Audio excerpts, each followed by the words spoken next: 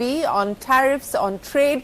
Let's talk a little bit about technology now. And AI, of course, is the buzzword, continues to be the buzzword. But perhaps the messaging so far has been a little bit more subtle in comparison to AI that was screaming at you last year through the course of the Davos week. Joining me now to talk a little bit about the future and the fate of Indian IT services is Mohit Joshi of Tech Mahindra. Mohit, always great to have you. Thanks very much for joining us here in Davos, and congratulations. You head to Davos on the back of a very strong quarter, in fact the strongest quarter in the last 3 years for you. Yes, thank you, Shereen. I'm really happy that our sort of plan that we announced to the markets back in 24 is going to plan. This most recent quarter, very strong 1.7% sequential growth, large deals at a 5-time high, 9-quarter expansion in margins, and really supported by, I believe, the best team in the industry. So feeling very positive about the company and really proud of what we've accomplished within a fairly short span of time. Yes, that's a 3-year plan that you articulated and put forward in 2024. But Mohit, let me go back in time to Davos 2025. And I wanted to make sure that my memory served me right. So I have pulled out what you said to me in Davos last year. And you said that while it may not necessarily be explosive growth, data modernization initiatives should pick up. And so if not explosive, at least close to double-digit growth for the industry is what we expect. What do you have to say now? It's a clear mea culpa, right? A clear mea culpa. But to be fair, I think when January started out last year, it did look like spend would be quite strong. And then obviously you had the whole tariff issue in February in the US, and the sentiment went down after that. Obviously, relatively we have performed very well, but clearly the overall spend pattern was hugely different from what we had foreseen. And again, it just goes to show that the future is very hard to forecast. It is very hard to forecast. So let's talk a little bit about the near term. And you talked about the Fortius plan. 15% margins, that is the target, that's the expectation that you're working with by March 2027. Already at 13%. Possible for you to advance that, get to 15% earlier? No, I think we're going to stick to the 15% because the 15% is the average for the year, Shereen. It's not really a starting out point. So we have to, get to 15 and then maintain that or have a 15% average for the year. I do feel that we have enough levers still to pull to deliver the margin, but equally we also want to focus on growth, because the second part of the plan is about achieving higher than peer average growth, which actually we What does that mean in percentage terms? Well, it depends on whatever the peer average is going to be, right? Sadly, I do not want to be caught out twice in a row with forecasting very high growth rates for the industry. But whatever the peer average is, and I feel that the consensus just now is for somewhere between 3 to 5 to 4 to 6% for the industry, so higher than the average is what we're aiming for. But I just want to take you to the starting point, right? Look, at the starting point when we had announced this plan, we were at a margin of 6.4%. So we've gone from 6.4 to 13.1% at a time when industry margins are compressing. We're talking about us being really at the bottom of the plate in terms of growth in FY23, rising to higher than peer average, significantly higher than peer average in the most recent quarter. So it has been a remarkable journey. However, having said that, we really don't want to accelerate any commitments beyond what we have already promised. Okay, let's talk a little bit about the environment. You talked about how the expectation on spends was impacted on account of the Liberation Day tariffs. And today, we're talking about a new set of tariffs, this time President Trump imposing new tariffs on Europe and the likelihood of Europe retaliating. A large part of your revenue is Europe, 25%. How concerned would you be on account of this? Well, look, Europe is a very important market for us, and within Europe also we have exposure to the auto business, for instance, which is a global business. But the largest part of our business is telecom, which is more of a national and a domestic business. Obviously, trade wars don't really help anybody. Massive swings in the currency don't really help anybody. But it's too early, I feel, to forecast. Hopefully, they come to a solution in the next couple of days just here in Davos. So far, the currency markets haven't really reacted very much. The pound pretty much stays at the 134, 135 level. The euro is still at 116, 117. So I feel that the market is hoping that this most recent issue, like the threat of the extra tariffs on countries doing business with Iran should hopefully smooth over the next couple of weeks. January is when we actually see budgets being decided. What is the indication that you're getting from clients at this point in time in terms of appetite for discretionary spends, in terms of risk appetite, in terms of incremental budgets, for AI-specific projects as well? So again, after having been wildly optimistic, I shouldn't have brought it up. I should only be cautiously optimistic this year. So I do feel, look, I think as we said during our earnings call, the sentiment does look better than it did the previous year, for most of the previous year. And if you look at it over a multi-year period, right? Look, I think 24 was better than 23, 25 was better than 24. So it is a slightly improving sentiment. I don't think there will be a sudden V-shaped recovery, but at the end of the day, clients have realized, which is what we'd always said, that to really get the benefits of AI, you need to, again, do the data modernization programs, the simplification programs, the modernization programs. So I do feel that spend will come back, and people are sort of reverting back to the fact that AI is not going to be a silver bullet to transform the enterprises, and that a lot of work should be done. And even with the analyst community, I feel the sense that AI will now be a tailwind for the IT services industry is gaining hold, as compared to sort of the view, that it was all gloom and doom. That, it's sort of borderline suicidal, right?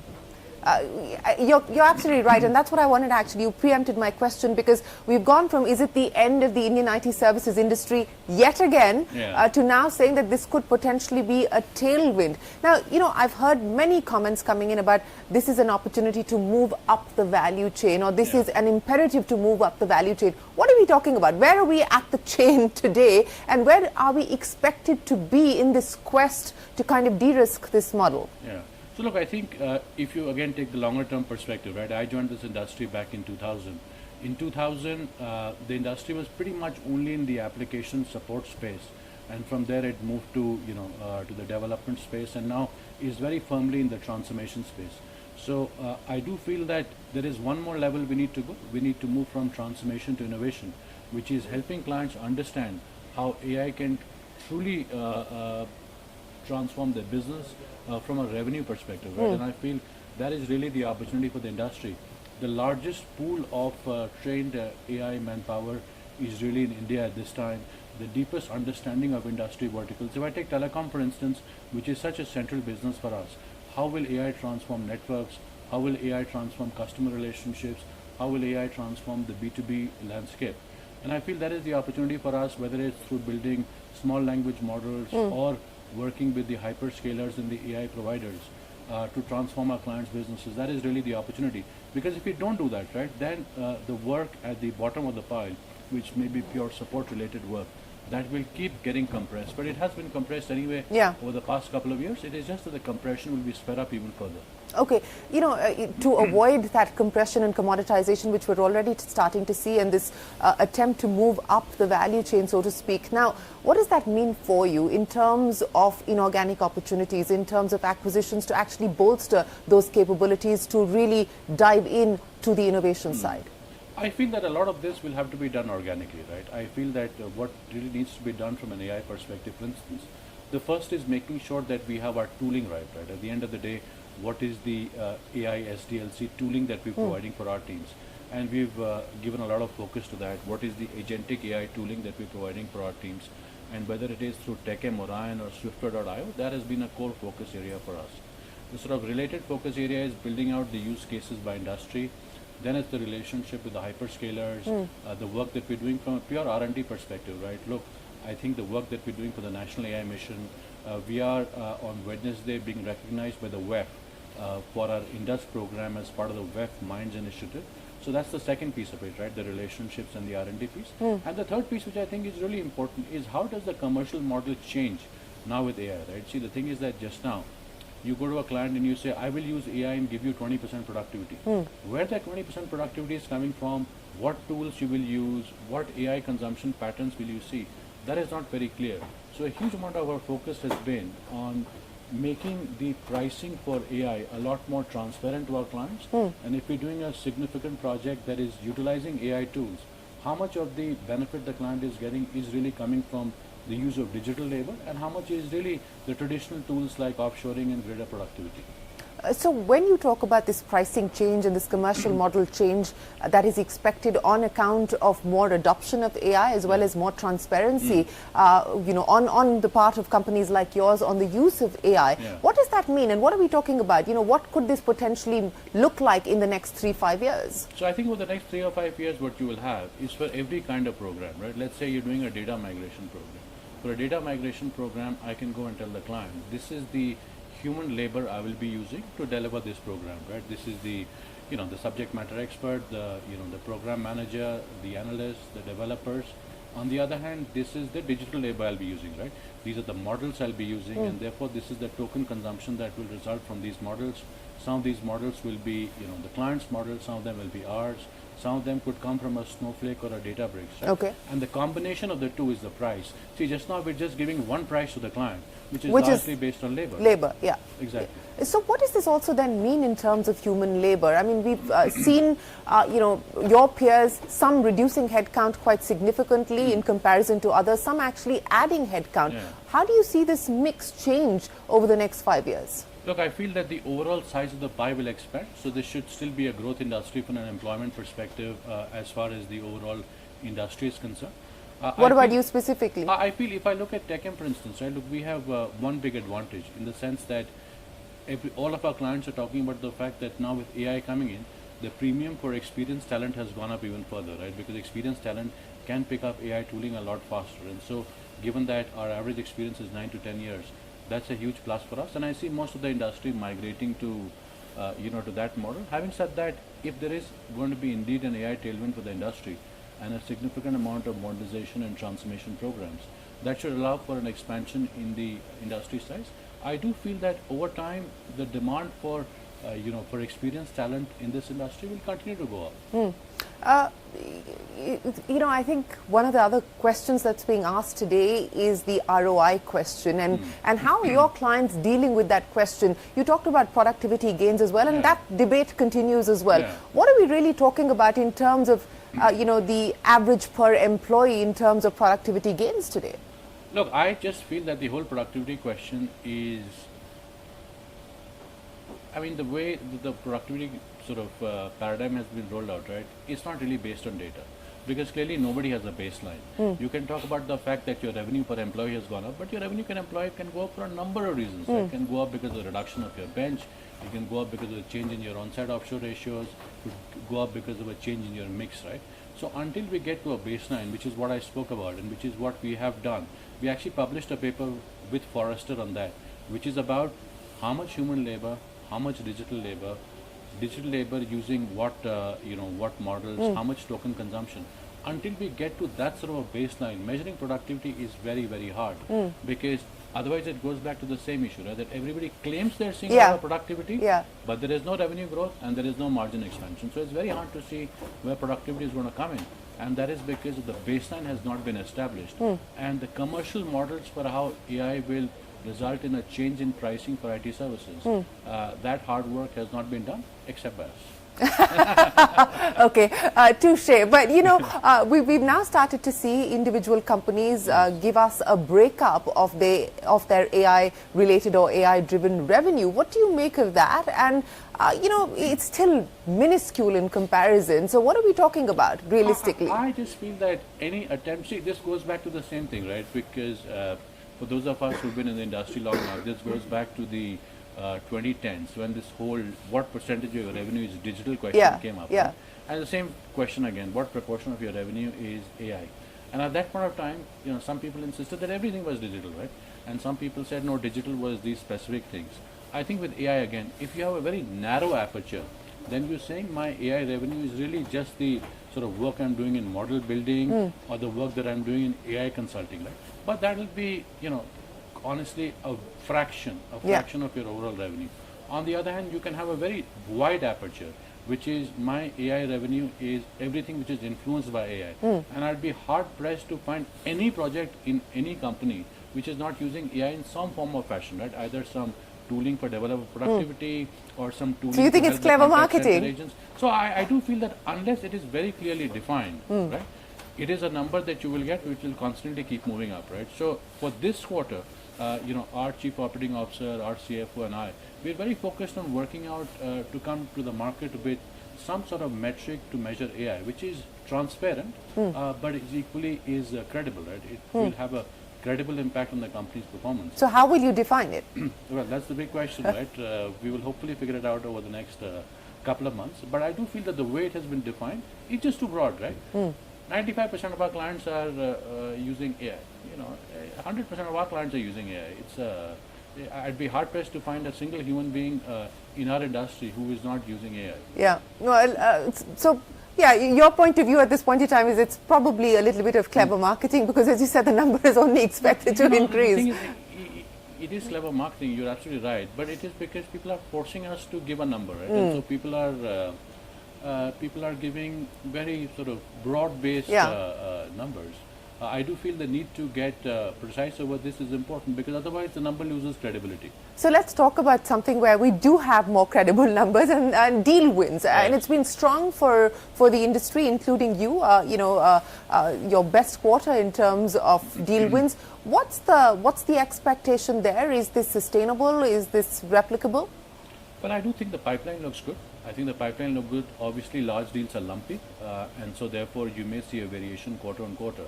But if I look at our own numbers, we had about 1.1 billion last quarter, and we only report net new deals, right? We don't report any renewals. So in that sense, it is much more closely tied to our revenue outlook. We do feel across the board there is still a lot of consolidation opportunity that is coming up in the industry, and hopefully in this year we will start to see the simplification and modernization programs kick in as well. So I do feel that the outlook going forward will continue to be strong. For us, we have gone from, let's say, the 300 million odd in large deals maybe about 7-8 quarters back, to 800 in the quarter before the last, to 1.1 in the most recent quarter. So the momentum is forward. Well, if the momentum is strong, let me end by asking you, not for a forecast, but really for an estimate in terms of where you believe you're going to be able to drive margin expansion, because you said you do have room for you to be able to do that at this point in time, but you're still sticking with 15% by 27. But where do you believe, what are the levers that you could optimize? What are the levers that you could use? Sure. So I think this is something that the entire team has been working on. Obviously, the effort has been led by Atul, our Chief Operating Officer, and by Rohit, our CFO, but all the sort of business unit heads and the service line heads have contributed meaningfully. I do feel that the real opportunity for us over the next 12 months is to continue the work that has been successful, which is increasing our pricing, changing our portfolio mix to more of the higher margin and higher revenue productivity offerings. This year we're going to focus a lot on productivity within our fixed price portfolio, right? Look, if you look at it, for our time and material portfolio, our margins already are above 15%. It is in the fixed price portfolio, which is about 50% of our company, where the margins are lower, and there is the opportunity again, to use AI, to use training, to use better requirements to be able to drive the margin expansion. So a combination of what has taken us from 6.4 to 13.1, plus the new focus on fixed price initiatives, should get us to 15 for FY27. So let me, wrap this up, Mohit, with the big questions that are being asked of the Indian IT services industry. You've of course got the H1B cloud, which continues to linger. You have the uncertainty that the world is experiencing, and that's not specific to the IT services industry. And of course, then there's the big AI question. As a CEO today, what are you most sort of focused on? So look, I feel that there are obviously a huge amount of demands on on a CEO's time, right? I think for me, having a really world-class team has helped address these issues. In the medium to long term, you're always focused on revenue and margins.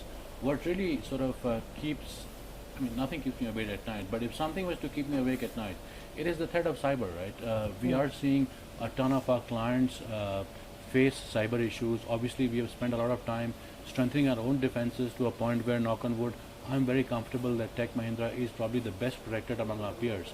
But I feel that the cyber issue remains quite paramount. A lot of our peers have been hit by it very badly in the past year. So on a day-to-day basis, cyber keeps us awake. in the medium to long term, it's obviously, the commitments that we've made from a revenue and from a margin perspective that we need to meet. At the same time, making sure that we're building the industry for the future, training our people adequately, investing as we are through Mahindra University in long-term training and long-term relevance. So Plan Fortius, that is underway at this point in time. Is a new plan being worked on? Is that being given shape as well as you close this one out? Yes. Obviously, we have to deliver a new plan. I feel that we will deliver it once the FY27 plan has been successful, because there's no point in declaring a new plan when the old one is still some ways to go. I do feel that for the new plan, we will try and do the same thing, right, which is make it sort of aggressive and credible at the same time. I do feel that with this 3-year plan, right, we had a very aggressive plan and we had very little time, and I feel that that really helped us get to that's helping us on the path. For FY30, we are giving some thought, and I feel that the plan will largely be about continued margin expansion, but a much more focused direction on growth. Much more focused direction on growth as well as margin expansion. Well, we wish you the very best of luck as you close out this plan and start work on the next one. And you've been more careful this time around, so we're going to have to wait to see how the year pans out. But Mohit, always a pleasure. Thanks very much for joining us here on CNBC-TV18. Look forward to more conversations with you. Well, the issue of how do you actually measure the use of AI and how Indian IT services companies are going to build that in is the big question, and I think Mohit Joshi has given us a clear indication of how Tech Mahindra intends to do that. We are going to take a break here on our coverage here live from Davos 2026. Don't go anywhere. More headliners and newsmakers coming up right after this short break.